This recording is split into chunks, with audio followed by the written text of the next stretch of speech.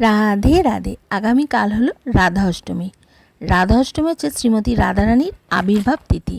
রাধারানী ছিলেন শ্রীকৃষ্ণের প্রাণাধিক প্রিয়। রাধা ছাড়া কৃষ্ণ অসম্পূর্ণ, কৃষ্ণ ছাড়া রাধা। জন্মাষ্টমী ব্রত যারা পালন করেছিলেন তাদের রাধা অষ্টমী ব্রত পালন করতে হয়।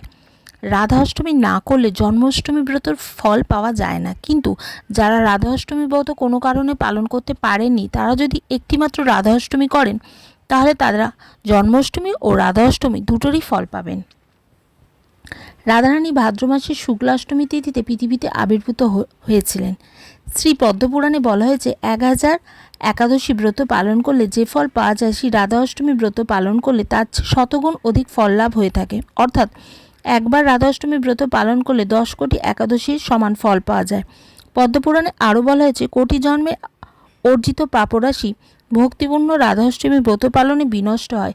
সুমেরু পর্বত সমান সোনা দান করলে যে ফল লাভ হয়, একটিমাত্র রাধা অষ্টমী ব্রত পালন করলে তার শতগুণ অধিক ফল লাভ হয়। এই মহাব্রত পালন করলে শ্রী শ্রী রাধাকৃষ্ণের অভয় পাদপদ্মে অচলা ভক্তি লাভ হয়ে থাকে। অন্য দেবতা তো কৃপা করেন, কিন্তু আমাদের রাধারানী তো এত দয়ালু, উনি কৃপা বর্ষণ করে।